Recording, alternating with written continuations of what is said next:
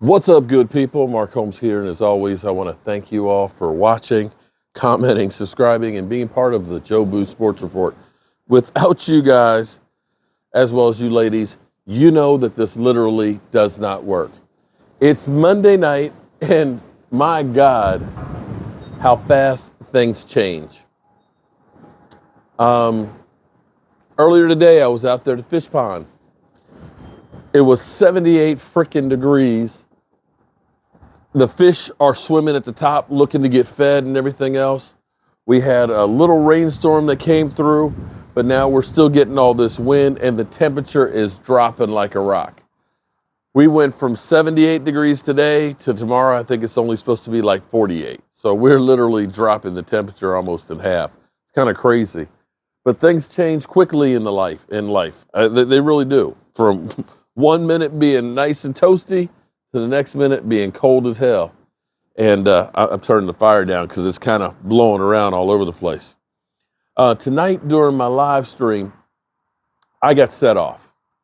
I literally got set off and I went on a rant. I'm going to actually cut that out from the live stream because I get sick and tired of these narratives that you get that are lies. You know, we've got, I just wish people would tell the truth. Because in the end, all you're worth is your word.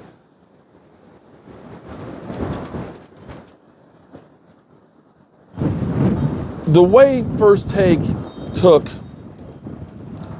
wow, they're almost blowing this out. The way First Take was talking about Dak Prescott, they literally made it out that Dak Prescott's contract, that he fleeced Jerry Jones out of $75 million, and that's why they can't field a team. With the signing bonus and everything else, true, he got $75 million, but it wasn't a $75 million cap hit. Last year's cap number was $17 million. Here it is, Sam Darnold. This year is a bigger cap hit than what Dak Prescott's will be. Sam frickin' Darnold. Sam Darnold. $18.5 million is going to cost Carolina to get rid of him. Yeah. But we're sitting here talking about Dak Prescott. We can't build a team because of Dak. And it's just like, I get tired of this.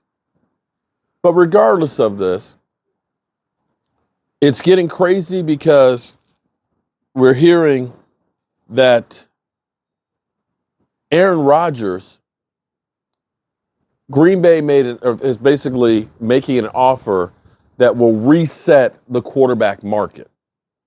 We already know Pat Mahomes is $45 million.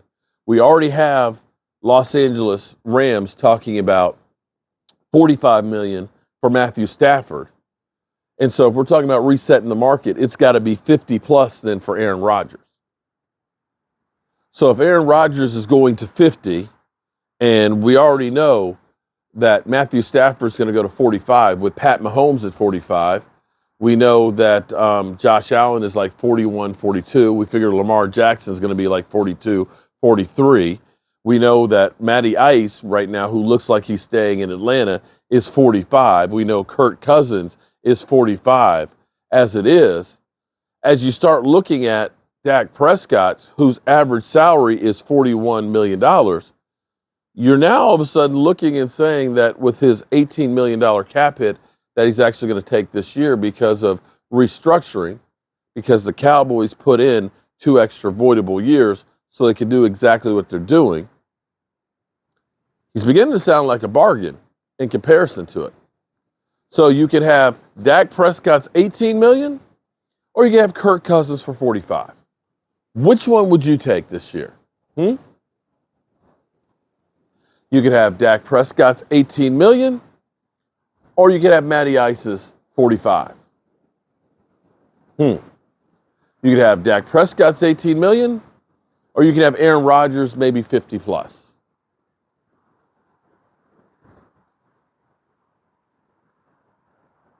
Doesn't sound quite as bad now, does it? Tomorrow, 4 o'clock. 4 o'clock Eastern Time is the deadline 2 franchise tag players.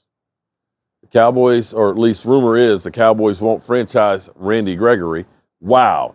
Thank you, Captain Obvious. Of course they're not, because that would be basically about a $19 million cap hit that they don't have. The NFL has set the salary cap at 208.2, which is what the ceiling was going to be. And since they set that ceiling like 8 months ago, they maxed it out because they've actually got more revenue than that. This cap is going to take off like it's on steroids by 2024. I will guarantee you that by 2024, the NFL salary cap will be over $300 million.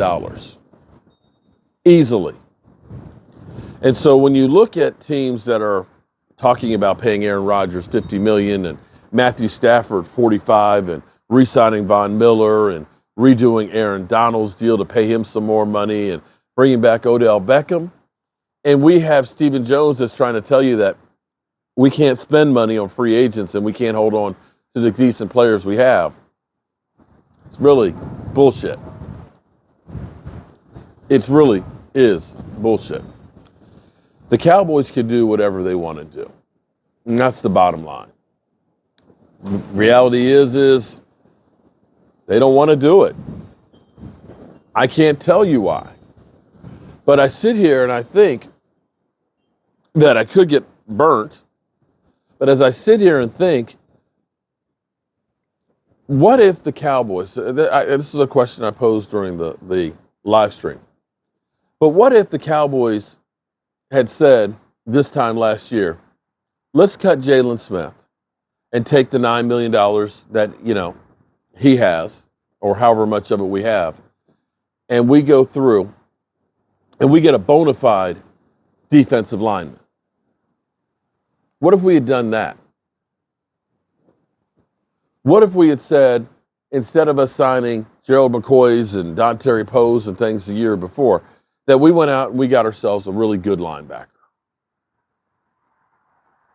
And what if we had done the same thing and said, you know what, since we're restructuring contracts, we're going to get a true good offensive lineman in case we need one instead of Ty Nsekhe? If we had done these things, would we still be here talking about the Dallas Cowboys are a terrible team? Or would we have had enough firepower to put us over the top? Because as we go through with all these free agents that we literally rented just to put a warm body in spaces, I know that last season, a season that the salary cap was at $188 million, that we spent $25 million paying dead money for guys that were no longer on the team. Think about that for a second. We spent, of the $188 million salary cap last year, we spent $25 million for guys that weren't on the team. And that, my friends, is the mismanagement that we have and the reason why we're not doing things. You can't point that at the players. Can't get mad at the players for trying to get as much as they can get because you cut them before the contract's over.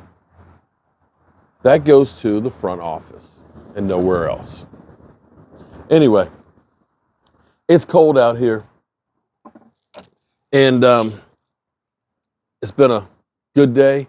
Shout out to everybody who's come in and watched videos today. Don't forget to hit the like button, subscribe to the channel and stuff. Guys like me and Law Nation and Vash Lombardi's and things like that, we don't have a hidden agenda where we are part of the Dallas Cowboys organization to try and put out a narrative. We're not ESPN. That's their sole thing is to try and get clicks for bullshit. We are true Dallas Cowboy fans that love the Dallas Cowboys, that have a vested interest in seeing them do well because we care about the team. And we're not going to sugarcoat and give you bullshit. We're just not. So I hope everybody's had a great day.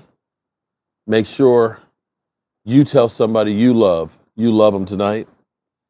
And God willing, I'll see you tomorrow.